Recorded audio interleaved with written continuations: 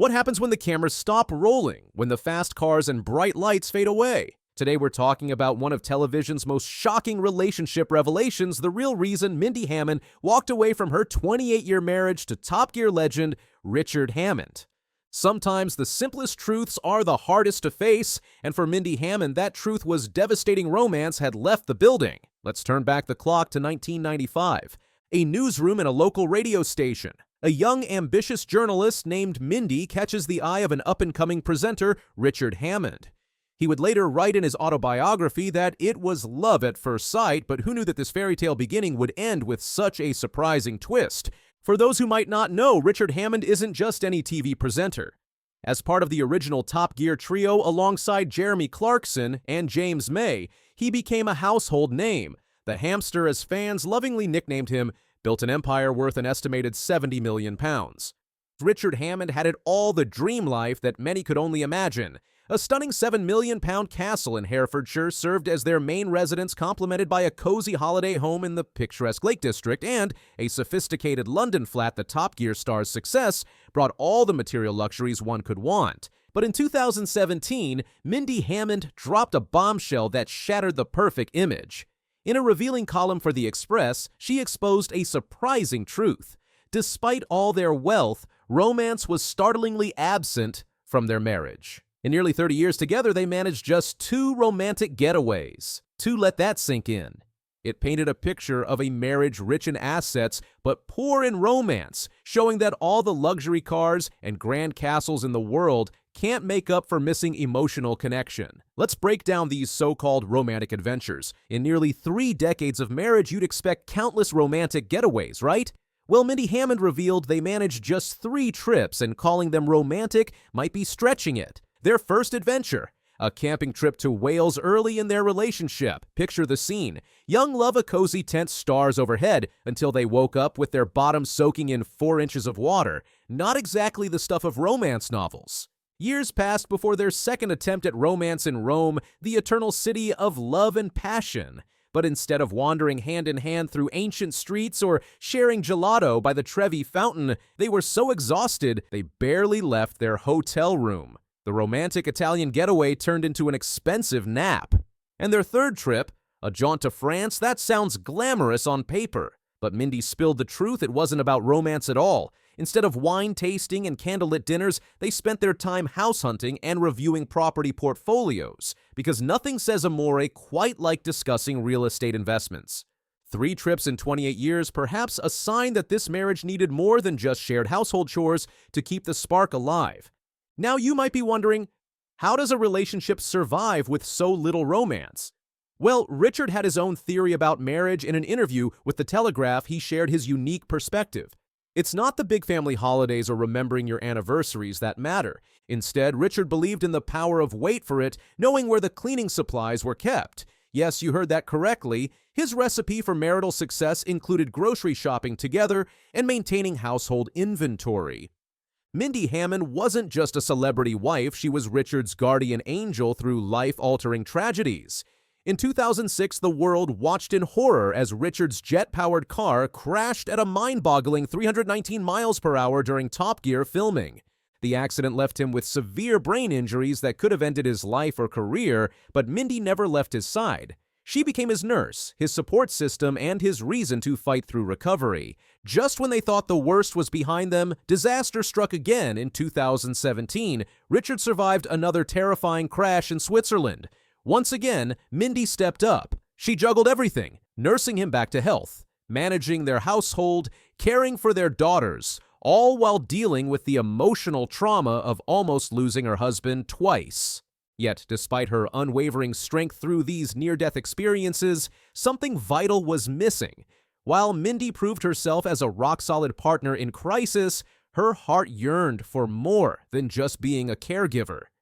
She needed romance magic, those special moments that make a marriage more than just survival and routine. And that's where we find ourselves today. Reports suggest Mindy finally said, "Enough is enough." She reportedly told friends she wanted him gone. But this isn't your typical celebrity divorce story. There's no scandal, no affair, no dramatic betrayal, just the slow, quiet death of romance. Now, as they navigate their separation, the stakes are high. Mindy is seeking to retain their £7 million Bollitree Castle in Herefordshire. She wants a share in their businesses, including Richard's beloved car restoration garage, Smallest Cog, and their production company, Chimp Productions. Plus, she's asking for an annual settlement of £500,000. But amidst all this, there's something beautiful. Their joint statement shows a level of maturity and respect that's rare in celebrity breakups. We were together as a family this Christmas, and this year we will still be a family, just structured a bit differently. Their daughters Izzy and Willow, now 24 and 22, remain their greatest achievement. Izzy works alongside her dad at Smallest Cog, while Willow has found her passion in horses. Despite the end of their marriage, their family bond remains unbroken. So what's the deeper lesson here? Sometimes it's not the big dramatic moments that make or break a marriage. Sometimes it's the small moments, the missed opportunities for romance, the forgotten chances to make ordinary days extraordinary. Think about it. Richard Hammond could drive the world's fastest cars, host hit TV shows, and build a multi-million-pound empire. But somewhere along the way, he forgot to fuel the most important engine of all the romance in his marriage. This isn't just about Richard and Mindy Hammond, it's about all of us. It's about remembering that relationships need more than just stability and success. They need that spark, that magic that makes your heart skip a beat even after decades together. As Mindy steps away from their 28-year marriage, she leaves us with an important reminder. Romance isn't just for young lovers or fairy tales. It's a vital ingredient in any lasting relationship. And sometimes all the success in the world can't make up for its absence. Maybe you're watching this and recognizing similar patterns in your own relationship.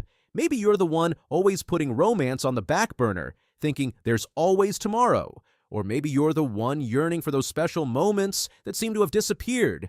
This is your wake-up call. Don't wait until it's too late. Don't let the practical details of life overshadow the magic of romance. Because sometimes knowing where the cleaning supplies are kept isn't enough to keep love alive. The Hammond story teaches us that even the strongest relationships need tender care, that even after surviving near-death experiences and building empires together, sometimes it's the simple absence of romance that can bring down the strongest foundations. As Richard and Mindy begin their separate journeys, they leave us with this powerful reminder. In the race of life and love, sometimes it's not about speed or success. Sometimes it's about taking time to make the ordinary moments extraordinary. Before you go, don't forget to hit that like button and subscribe to our channel for more revealing stories about your favorite celebrities. Share your thoughts in the comments below. Have you ever been in a relationship where romance took a back seat? What do you do to keep the spark alive in your relationship? And remember, sometimes the biggest revelations come from the simplest truths. This is James Goodman, signing off. Did you campaign for an Oscar back then? I don't think I knew what the word was. Politicians campaign. Right. Yeah. No, I mean, it was just different, you know. From singing about floor cleaners to winning an Oscar, Eva Marie Saint's journey redefined Hollywood grace. Suddenly, she vanished from the limelight. What really happened to this golden age icon? We'll shock you. Let's take a closer look. Before we proceed further, let's start from the beginning. Eva Marie Saint's story shows how someone can be a huge movie star while staying completely normal. Born on July 4th, 1924 in Newark, New Jersey, she started her entertainment career as a simple page at NBC, helping out around the TV studio. Unlike many people who come to Hollywood with big dreams of instant fame, Saint worked her way up slowly through early television shows when TV was still new and exciting. One of her first jobs was being a Bonnie maid in commercials, singing about floor cleaners. Not exactly glamorous, but it taught her valuable lessons about performing. I think we're all, to some extent or another, a fan of Eva Marie Saint, but you're a fan of Atlanta, Georgia. Oh, we have played, let's see, twice at the Peachtree Playhouse, run by Chris Manis, Right. terrific fellow. And we opened in Summer and Smoke. My husband, Jeffrey Hayden, directed me, and that was the opening night, and it was so exciting. And I remember we opened just as they finished putting down the red carpet. Just, I mean, during rehearsal, we heard hammers hammering, and then we did The Fatal Weakness. I have warm feelings about Atlanta, although we were there in the ice storm. We'll never forget that either. It was incredible. It's a beautiful. She appeared in a special Life magazine feature about television in 1947, showing her life as a struggling actress trying to make ends meet in New York City. This early experience helped her develop the natural, honest style that would later make her famous. Her dedication to learning every aspect of performing, from live TV to radio shows, gave her a strong performance that many other actors missed. Through these early years, she built a reputation for being professional and reliable, qualities that would help her throughout her career. You know, I've seen you a lot of times before. Remember parochial school on Pulaski Street? 7 or 8 years ago, had your hair Braids, that's right. looked like a hunk of rope. You had wires on your teeth and glasses of it. You was really a mess. I can get home all right now, thanks. Don't get sore. I'm just kidding you a little bit. I just mean to tell you that you grew up very nice. The year 1954 changed everything when she starred in On the Waterfront with Marlon Brando. Director Elia Kazan put her in a room with Brando and told her not to let him in under any circumstances, creating the perfect tension for their scenes together. What makes this even more remarkable is that she was pregnant while filming, a fact that didn't stop her from giving an incredible performance. And so, with a lot of gratitude, Mr. Miller, may I have the envelope? In New York, the winner is Eva Marie Saint.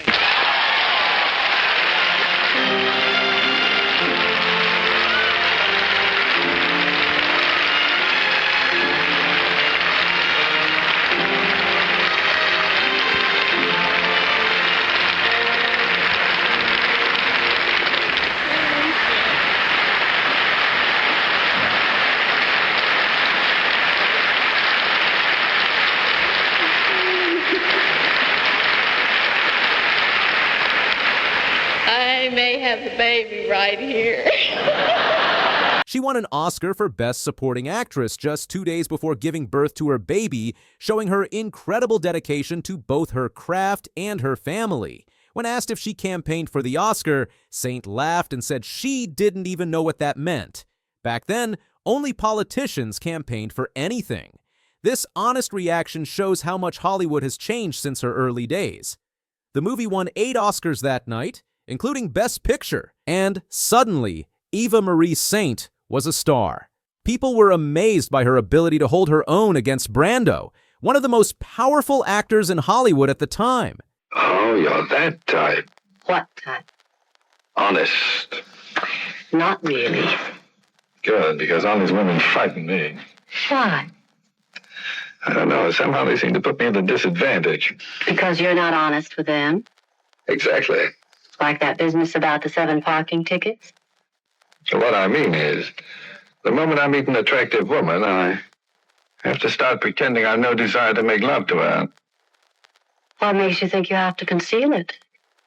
She might find the idea objectionable. Hitchcock's choice of Saint for North by Northwest surprised many people, but proved to be perfect. Unlike his reputation for being tough on actresses, he treated Saint with respect and care, even taking her shopping at Bergdorf Goodman to pick out her clothes for the movie. When she didn't like the costumes MGM made for her, Hitchcock saw a model walk by in a black dress with red roses and bought it immediately, no questions asked. He gave her 3 simple but important rules for acting: lower your voice, don't use your hands, and look directly into Cary Grant's eyes. These instructions helped her create one of movie history's most memorable performances. She credits Hitchcock with teaching her how to be glamorous while staying natural. Working with Cary Grant taught her that acting could be fun without being overly dramatic. Her experience in this film showed how a great director could bring out the best in an actor while respecting their personal style. No wonder. When you won an Oscar, was your name legally changed to Oscar winner Eva Marie Saint? Yes, and I love it. Saint's perspectives on fame and celebrity culture differ greatly from many modern stars. She often recalls a memorable moment when she walked into a movie theater with Cary Grant and witnessed the buzz of excitement that followed him. Rather than being excited by the attention, she asked Grant how he handled such reactions to his presence. His response showed his wisdom about fame. He explained that the people would go home happy because they saw him, and that making them happy was part of the job. Saint took this lesson to heart throughout her career, staying humble about her own fame. Unlike many stars who sought constant attention, she preferred letting her work speak for itself. She remembered these early lessons about fame throughout her decades in Hollywood, helping her maintain perspective on what really mattered. Her dedication to craft and performance quality never wavered over her long career. From early live television dramas to recent film appearances, she approached each role with the same professional attitude. During her Broadway performances, she earned praise for her ability to hold her own alongside legendary actresses like Lillian Gish. Her television work earned her multiple Emmy nominations, with critics comparing her to the great Helen Hayes. When working on films, she was known for doing whatever it took to get the scene right, whether that meant multiple takes or adapting to different directors' styles. She viewed acting as a craft to be continually perfected rather than just a path to fame. You've been married to the same man since 1951. You have 2 kids. How many grandkids? 3. Career, family, I mean, it was never an issue with you. It was never an issue because I made decisions. I had an agent once who wanted me to do many more movies. And I said, I can't. I can only do 1 a year, if that. I have children, little children. And he said, well, I guess you won't be a superstar. And I said, well, I guess not. And what happened to that agent? Fired him. Looking back at her career choices, Saint expresses no regrets about choosing a more balanced life over superstardom. She takes pride in maintaining normal relationships and creating a stable home environment while still achieving significant professional success. Her career demonstrates that it's possible to succeed in Hollywood without compromising personal values or family commitments. She still attends industry events and takes occasional roles that interest her, showing how to stay relevant while aging gracefully. Her legacy includes not just her performances, but also her example of maintaining integrity in an industry often lacking it. The standing ovation she received at the 2018 Academy Awards showed how much respect she has earned from multiple generations in Hollywood. Saint's influence extends beyond her performances to how she conducted herself as a professional.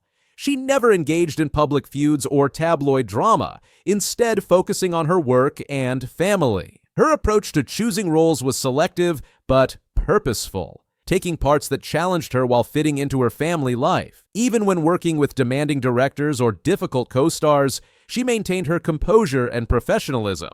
Her later career choices, including voice work and character roles, showed her willingness to adapt while staying true to her principles. This combination of adaptability and integrity helped her maintain a relevant career across 8 decades. Young actors often seek her advice, not just about acting, but about how to build a sustainable career while keeping one's personal life intact. The story of Eva Marie Saint provides valuable lessons about success, integrity, and longevity in show business. Her career proves that talent, professionalism, and strong personal values can create lasting success in Hollywood. While she might not have become the biggest superstar, she achieved something rarer, a respected career spanning nearly 8 decades while maintaining a happy personal life. Her example shows that success doesn't require sacrificing one's principles or family relationships. As one of the last living connections to Hollywood's golden age, she represents a different approach to stardom, one based on talent, hard work, and staying true to oneself, rather than seeking fame at any cost. Whenever I start a project, I kind of question whether I know what I'm doing at all. And after 3 years of not making a film or working in the theater, I think I had this feeling of, do I know how to do this? Richard Gere, at 75, finally breaks his silence on the rumors, and the truth is even more shocking than expected. From a health crisis during a family trip to Mexico to his stunning decision to leave Hollywood for Madrid, Gere's life has taken a dramatic turn.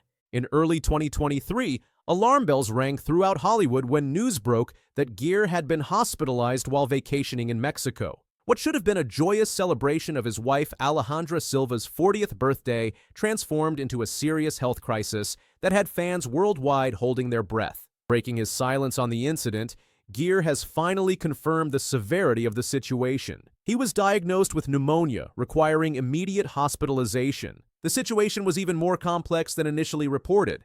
It wasn't just Gere who fell ill, but several family members as well. His youngest son also battled pneumonia along with sinus and ear infections, turning their family vacation into a challenging medical emergency. The worst is behind us now, Alejandra shared on social media, expressing heartfelt gratitude to Dr. Rios and the medical team at La Jolla Hospital. The family had been in Mexico working on a conservation project south of Puerto Vallarta when the health crisis struck. You're moving to Spain. You're leaving. My wife is Spanish, and is this a problem for anybody out there? We were going to miss you. The most stunning confirmation from Gere concerns his decision to relocate to Madrid, Spain. This wasn't a temporary move or an extended vacation. It was a deliberate choice to completely reshape his life priorities. For an actor who spent decades in the glittering spotlight of Hollywood, this transition represents a profound shift in values and lifestyle choices. How great is this chapter in your life? The top of the top. It is? Yeah. Well, I love my wife. She's incredible. Yeah. A great mother. Yeah. The kids are healthy and happy, and of course, there's nothing more than that. Gere's wife, Alejandra Silva, is Spanish, and their connection to her homeland runs deep. The actor has fully embraced Spanish culture, finding in it a refreshing alternative to the relentless pace and constant scrutiny of Hollywood life. The couple's 2 sons are growing up immersed in both American and Spanish cultures, a gift that Gere considers invaluable in today's interconnected world. Over his illustrious 5-decade career, Richard Gere established himself as one of Hollywood's most bankable leading men. From his breakout role in American Gigolo, 1980, to iconic performances in An Officer and a Gentleman, 1982, and Pretty Woman, 1990, Gere consistently delivered box office hits that cemented his status as a legendary actor. His versatility shone through in films like Chicago, 2002, where he surprised audiences with his singing and dancing abilities, earning him a Golden Globe Award. Known for his sophisticated taste, Gere has amassed an impressive car collection over the years, including rare vintage automobiles and luxury vehicles. With an estimated net worth of $120 million, his success extends beyond the screen to real estate investments, including properties in New York and Los Angeles. While some of his most memorable films like Primal Fear, 1996, Runaway Bride, 1999, and Arbitrage, 2012, showcased his dramatic range, Gere's selective approach to roles and commitment to quality storytelling has helped maintain his reputation as one of Hollywood's most respected actors. Contrary to rampant speculation about retirement, Gere hasn't completely stepped away from acting. However, he's become increasingly selective about his roles, choosing projects that align with his personal values and humanitarian interests. His recent performances demonstrate that at 75, his ability to portray complex characters remains undiminished. Throughout his decades in Hollywood, Gere has consistently chosen roles that resonated with his beliefs, even when those choices came at a significant professional cost. One of the most significant aspects of Gere's life that he's finally addressing openly is his longtime advocacy for Tibet. His commitment to this cause has had a profound impact on his career trajectory, leading to certain doors in Hollywood closing while opening others aligned with his values. Gere's activism has come with real consequences, including being effectively blacklisted from certain major studio productions due to Chinese market considerations. However, he stands firm in his conviction that some things are more important than commercial success. This principled stance has earned him respect from human rights activists worldwide, even as it limited his Hollywood opportunities. The most touching confirmations come from Gere's revelations about family life. At 75, he's experiencing fatherhood again, with a perspective shaped by decades of life experience. While some might raise eyebrows at the 33-year age gap with his wife Alejandra, their relationship has proven to be one of deep understanding and shared values. Their partnership is strengthened by shared commitments to philanthropy and humanitarian causes, proving that meaningful connections transcend conventional age expectations. In Madrid, Gere and his family have established a life away from the constant glare of Hollywood paparazzi. They've embraced local customs, and Gere has been spotted enjoying simple pleasures like family walks in the park and casual dinners at local restaurants, activities that would have drawn overwhelming attention in Los Angeles. He's embraced a more balanced way of living, combining his longtime Buddhist practices with family time and selective professional engagements. His recovery and subsequent health management have become a proof to resilience at any age. While Gere continues to act, his approach to choosing roles has evolved. He's more interested in projects that tell meaningful stories and align with his values than in commercial success. Gere remains actively involved in humanitarian causes. His advocacy for Tibet continues, as does his support for various human rights initiatives. The actor has found ways to leverage his influence for positive change, even from his new home base in Madrid. What stands out in Gere's recent revelations is how they piece together to form a coherent picture of a life well lived. From his early days as a Hollywood heartthrob to his current role as a family man and activist, Gere's journey reflects a constant evolution toward greater purpose and meaning. His story continues to inspire, not just through his artistic achievements, but through his demonstration that one can remain true to their principles while adapting to life's changes. As he embraces this new chapter in Spain with his family, Gere shows that authenticity and growth know no age limit. At 75, Richard Gere is far from writing the final chapter of his story. Instead, he's showing that life's most meaningful adventures can come at any age. His confirmations about various aspects of his life provide inspiration for those seeking to live more authentically, regardless of age or circumstance. For fans worldwide, these revelations from Gere provide both closure and inspiration. They reveal a man who has chosen to write his own script, both on and off the screen, proving that the most compelling stories are often those that break from convention to follow a more genuine path. In confirming these long-standing rumors, Gere hasn't just cleared the air. He's provided a masterclass in living life on one's own terms. His journey from Hollywood heartthrob to humanitarian, from American movie star to European family man, shows that the most satisfying roles we play are often the ones that stay truest to our hearts.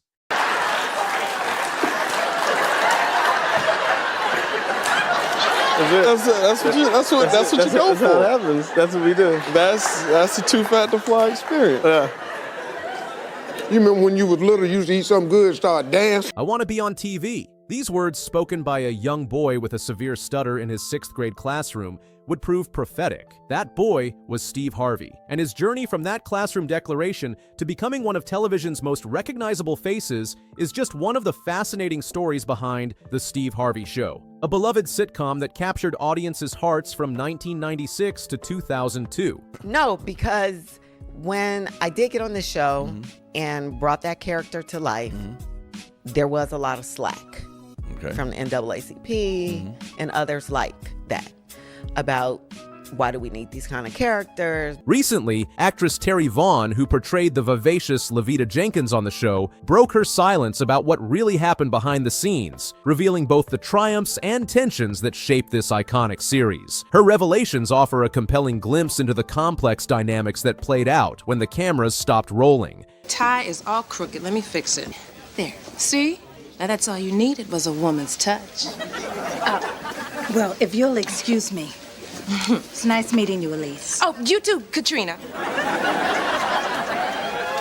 The show's creation story begins with an unlikely partnership. Winifred Harvey, an accomplished producer known for her work on The Fresh Prince of Bel-Air, initially had reservations about working with Steve Harvey. Having limited experience with stand-up comedians and aware of Harvey's recently canceled show, Me and the Boys, Harvey was hesitant to take on the project. However, when respected director Stan Lathan, father of actress Sanna Lathan, became involved, Harvey's perspective shifted. The development process wasn't without its challenges. The creative team initially considered casting Harvey as an English teacher, an idea that was quickly dismissed with the memorable quip, "I don't think you want Steve Harvey to be your English teacher." Instead, after meeting with Harvey and experiencing his unique personality firsthand, they crafted a character that would play to his strengths. Steve Hightower, a former R&B singer turned high school music teacher. The character's backstory was carefully constructed. Hightower was portrayed as a washed-up performer who had once been part of a group called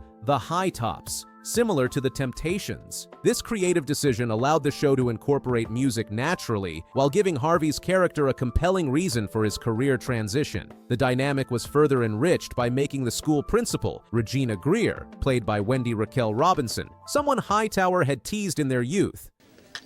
Now, you want to be sure that the battery pack is fully charged. This camera has autofocus. Hightower, I just came from the lunchroom. While the show presented a harmonious facade on screen, behind the scenes, creative tensions simmered. Steve Harvey found himself at odds with producers over the show's direction. He advocated for addressing serious issues like teen pregnancy and drug abuse. believing that comedy could be an effective vehicle for tackling challenging topics. However, the network preferred to maintain the show's lighter tone, creating a source of ongoing friction. Terry Vaughn's recent revelations have shed new light on the workplace dynamics, particularly regarding Steve Harvey's personality and expectations. According to Vaughn, Harvey's now famous confidence was very much present during the show's run. She described him as always cocky, noting that his current public persona isn't new. It's simply more visible due to his elevated platform. One particularly telling anecdote involved Harvey's expectations regarding the female cast members' appearance during rehearsals.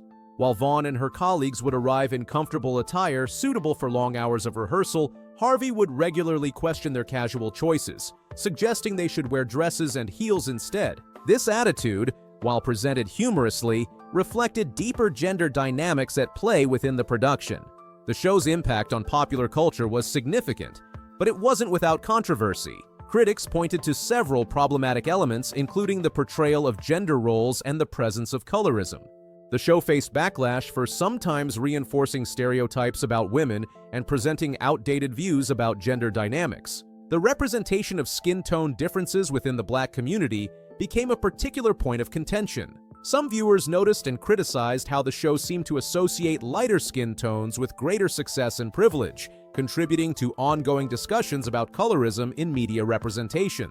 Cedric the Entertainer's character, while beloved by many, also drew criticism for potentially reinforcing stereotypes about Black men. His portrayal as the comedic, sometimes irresponsible friend raised questions about the responsibility of media in presenting diverse and nuanced representations of Black masculinity. The show's run coincided with significant personal changes in Steve Harvey's life. During this period, he navigated complex relationships and marriages, including his divorce from Marcia Harvey and his marriage to Mary Shackelford. These personal challenges added another layer of complexity to the show's production environment.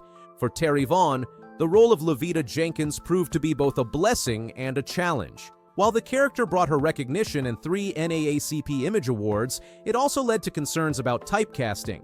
Vaughn has defended her portrayal, explaining that Levita represented real women she knew growing up, making the character authentic criticism about stereotyping. Its controversial elements, The Steve Harvey Show, maintained strong viewership throughout its 6-season run. The series concluded in 2002, with Harvey noting in the Los Angeles Times that he was walking away on my own terms. The show's success in syndication proved its lasting appeal and helped establish Steve Harvey as a household name. The series served as a launching pad for several careers. Steve Harvey went on to become one of television's most prominent personalities, hosting multiple shows and building a media empire.